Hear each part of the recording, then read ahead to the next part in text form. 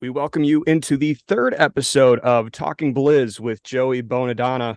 This week, we welcome in the running back for the Green Bay Blizzard, Terrence Smith. Terrence, welcome to the show. Thank you. I appreciate it. Glad to be here. Yeah, so Terrence, coming in over these last two games, you have three rushing touchdowns on the season, um, including one this past week, two back in the game in week one. But this is your first year in the IFL. Can you kind of just give me a little bit of insight on how the beginning of your your career here in Green Bay has gone so far? Yeah, absolutely. It's a blessing to be here first and foremost. This is my first professional, um, you know, time playing football. So, I was kind of nervous at first. It was it's pretty different, especially, when I signed to a team and then I was traded before the season even started. So that was Right. that was pretty different, but I'm really happy I ended up in Green Bay. Coach Roberson has been amazing. The staff has been amazing as well as the teammates. You know, we have a we have we have a really good offensive line this year. Even though we've been having some injury issues, the rotation of players that we have has been amazing, and they've been lights out, and it makes my job a lot easier running behind them. So. Yeah, well, you touched on getting traded right before the season. We'll follow back up with that, but you were signed with the Strike Force in San Diego, and you played your college football as well in San Diego. We'll loop back to that, but originally, you are a New Jersey native. We were talking about this at the Herd game. It was the night that Fairleigh Dickinson beat Purdue, and it was like New Jersey represent. So yeah, tell me a little bit about what life is like back home, family life, and what how you got involved with football at a young age. Yeah, absolutely. So, like you said, I'm a New Jersey native. I'm from Mays Landing, New Jersey. So, South Jersey. I'm about 45 minutes from Philadelphia. Small town, kind of, but very, very. Um, a lot of athletes do come from South Jersey, even though they do get picked off to like the private schools up north. I was raised by my mother, and I got introduced to the game of football by my grandmother. My family grew up Eagles fans, so watching when I was growing up, Donovan McNabb, Brian Westbrook, Terrell Owens, those were the people to watch. It was must-see TV. That's why I became a Donovan McNabb fan. That's why I wore the number 5. I just love this game. And, when I was a little kid, I used to have like a little football and I would like imitate the play that I seen prior on TV. Thought it was gonna be a wide receiver. Got a little too big for that, but but still, I started playing football outside, just like with the local kids in my community. And I was like, this is what I'm gonna do for the rest of my life. And well, obviously I can't do it for the rest of my life, but for as long as I possibly can. So yeah, that's how I got started playing football. So yeah, coming from South Jersey, close to Philadelphia, those Eagles teams you were just mentioning, though, that's the those are the 4th and 26. That's the 4th and 26 team against the Packers. I'm not too sure. I might have been a little too young to remember Yeah, well, I remember that mean, one. that was like 2005. I was 2. So, yeah, I myself don't know those teams too well either, but that was I remember that was kind of towards the end of the uh, out of the many heartbreaking moments for Packers fans, that's probably one of them. So, yeah, Eagles is where you grew up with. Coming out of high school into college, kind of just talk about how your college career got started. Obviously, we were talking about how you played for San Diego, you played your college ball there, but what was your college career like? Yeah, so August 1st, 2015, I got my first Division 1 offer to Army West Point. That's when I like really knew like football was going to be um going to be a realistic thing for me in my life. I didn't know that college football was a thing then, really. So I got my offer there. Unfortunately, did get rescinded just because they had offered a lot of running backs that year, and I was not at the top of their board. So I ended up going to prep school in Matthews, North Carolina, which is about 10, 15 minutes away from Charlotte. Played there for half a year. It's just like a fifth year of high school. I was recruited to UNC Charlotte, yada yada. Long story short, none of that stuff fell through. So I ended up going to a junior college out in Santa Cruz, California, by Cabrillo College, which is coached by Darren Arbette, who's now the Panthers coach over in Wow. the Bay Area. Um, and it was pretty funny because I didn't know what I was going to do with football after North Carolina, and my trainer at the time was like, "How about you just look up California junior colleges?" So I just put in a Google search, and Cabrillo was the first school to pop up. I sent them a little email. I was like, "Hey, my name's Terrence. I'm just looking for a place to play." And they literally emailed me back within 5 minutes and said, "We have a spot for you." And I was like, okay, well, you know, let's do it. So me and my mom went on a little visit out there, and seemed really cool at the time when I officially like was going to go there. There was about like 20 people on the team. And that was Coach Arbette's first year there, so he was still actively recruiting. And yeah, so I went to Cabrillo. I had my best football year ever, 1,000 yards. Was I think top 10 or top five in the junior college rankings for running backs with yardage and stuff. And then that's when I got recruited to University of San Diego. Had a great career there. Kind of was to do it all back. I split carries with another running back over there, but like I said, just had a really good career, and now I'm just, obviously I'm here, so everything I've done was for a reason, and this is the place that God thinks that I need to be at right now until something else pops up. Yeah, you mentioned Coach Arbette. This is his first year in the IFL, but I mean he's an AFL legend with San Jose. Now he's coaching with Bay Area, and Bay Area just got a big win over Arizona. But yeah, it was I did not know that. I had known that you played JUCO, but I didn't know that there was that connection there. Now this is like kind of your first year in the IFL, and yeah, that connection is definitely an interesting one. But yeah, you played at San Diego, the Toreros, um, and then right out s- after that, you signed with the Strike Force. And what was that process like? Kind of finding out that you had gotten traded to Green Bay. It was very awkward, to say the least. I kind of didn't know what was going on with San Diego. I had talked to the coach here and there, but it was more of like through my agent. And I came home one night from training. Oh, actually, I came home after working. I was working at Living Spaces at the time. And I came home, and my agent had called me, was like, "Hey, San Diego is thinking about, trading you." And I was like, "Oh, wow, really?" And he was like, "Yeah." And he was just telling me that Coach Robe had interest in me, and, would like to bring me over to Green Bay. And I was like, well, sounds like a really good situation. It sounded like a better situation, to be completely honest. Just because, I know that Tim had already been on his way to San Diego at the Yeah. time, who was on the team last year.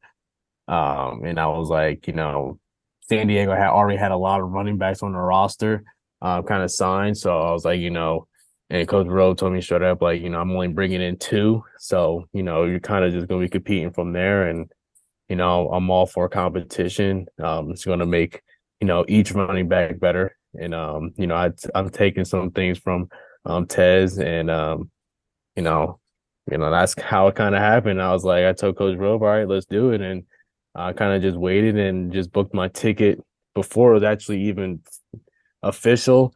I had already talked to Damian Britt Hmm. because I met him at a camp when I was there was a camp in Las Vegas for a CFL team. I can't remember who it was, and I was already talking to him. He was like, "Yeah, I just got traded from San Diego to Green Bay." And I was like, "Oh, it's crazy." Then like, once I finally got the message from my agent that I was probably going to be traded to Green Bay, I was like, "Wow, it's full circle." And I immediately hit up Britt, and he was like, "Man, we gotta get you over here." And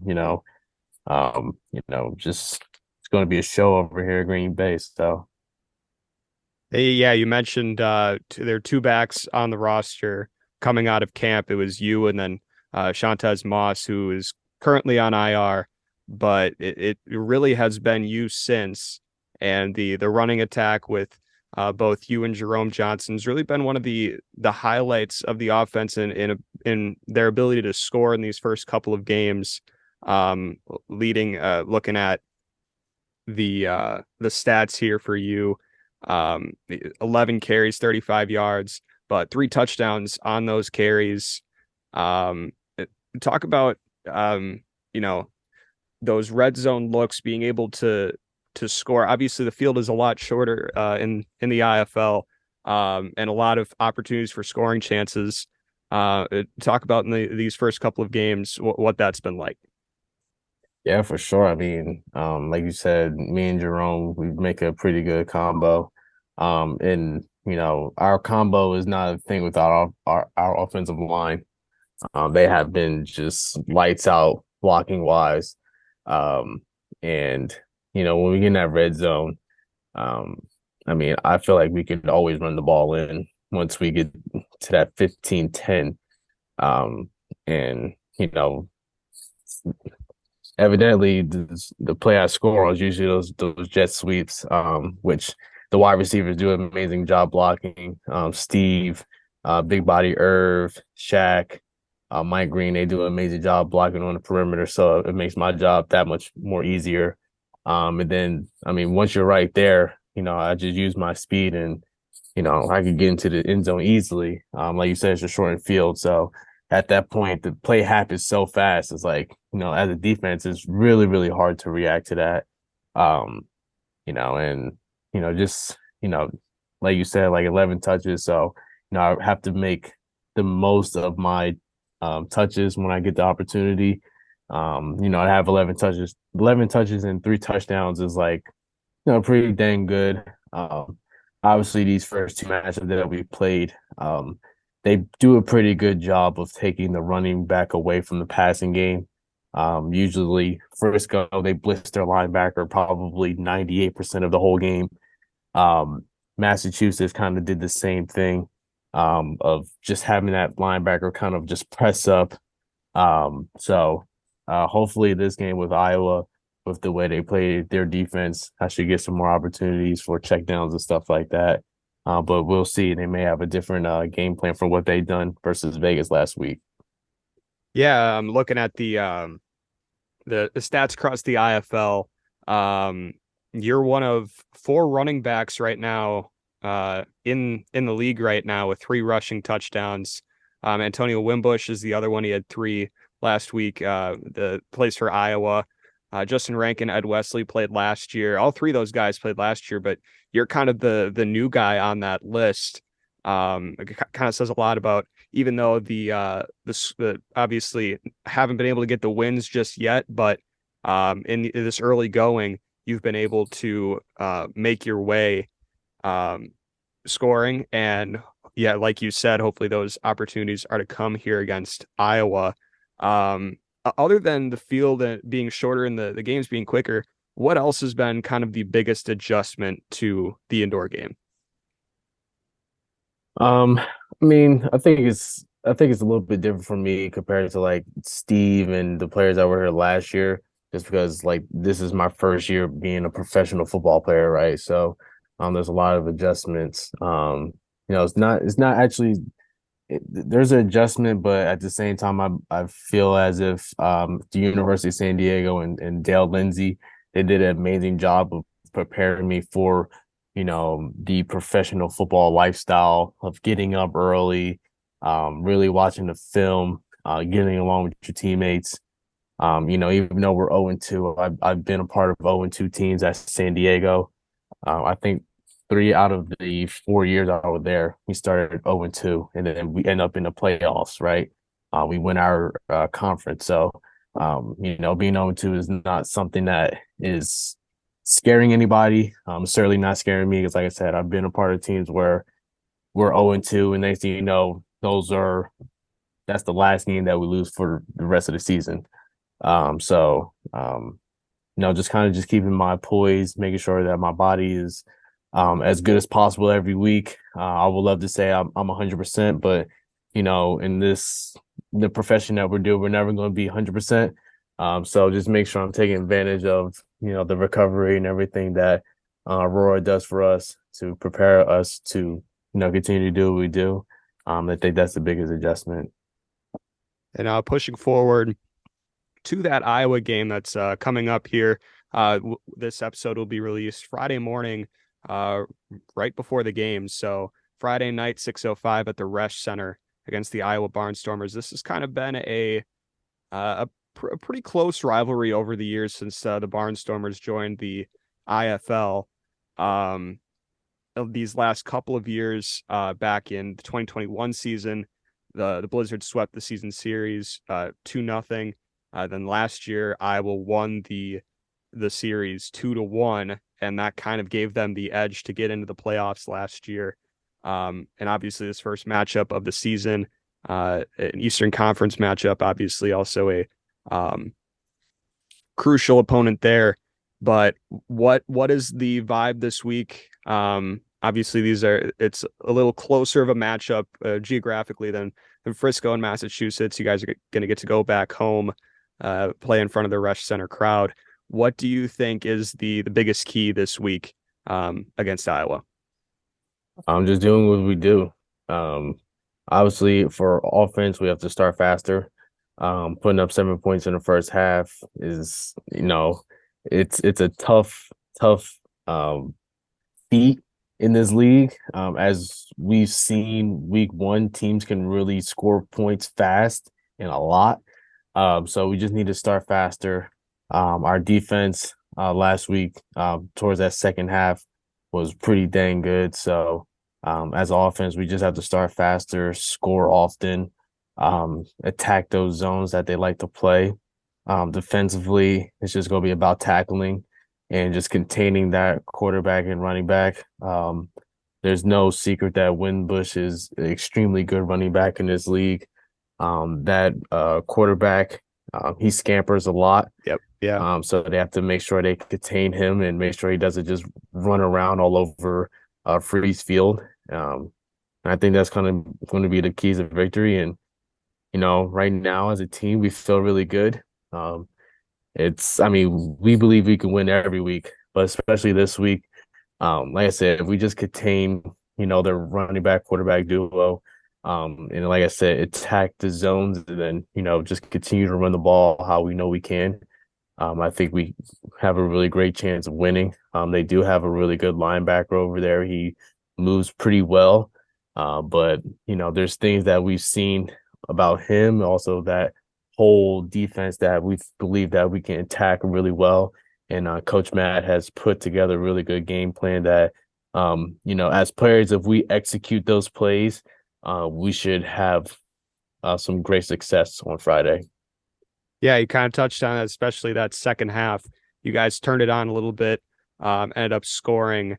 Trying to pull up the exact number here. Ended up with 41 points after 7 points in that first half. So quick math there is 34 points in the second half, which is, that's a solid number for the indoor game. But definitely in that first half, like you said, it's starting fast is big in this league. And we were able to kind of see that against Frisco, scoring 16 points in the first, but not being able to score in the second quarters. Also, obviously, 4 quarters, 60 minutes. It is going to be um, to be able to win in this league. You got to be able to score at all times, and I mean the best teams are able to score on any play.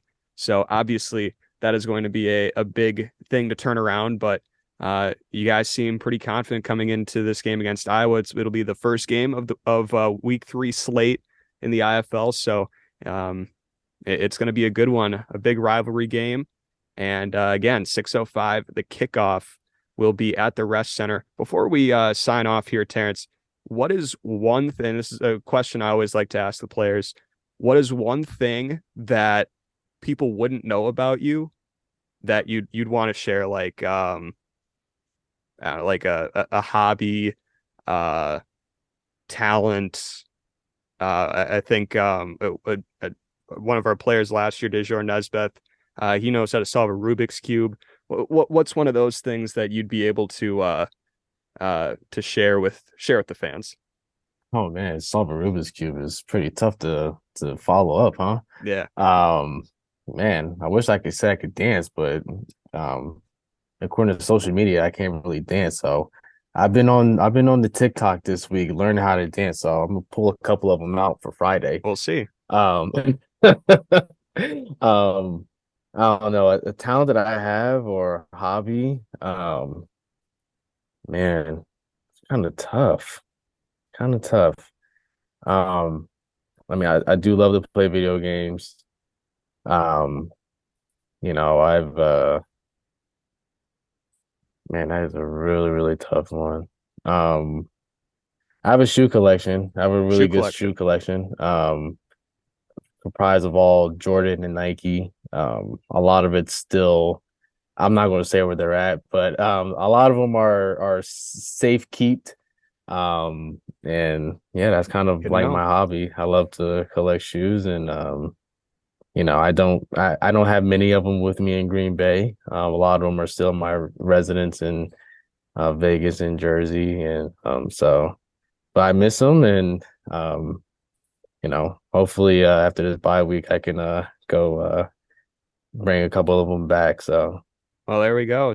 Terrence Smith's a little bit of a sneakerhead. So there's your fun fact this week about Terrence. That'll just about wrap it up for this week's episode of Talking Blizz with Joey Bonadonna. We've had number 5, Terrence Smith, with us here on the show this week. Again, game this week, Friday, March 31st, 6:05 p.m. at the Rest Center against the Iowa Barnstormers. Blizzard hoping to get their first win of the season. Again, thank you so much for tuning into this week's episode. And as always, go Blizz.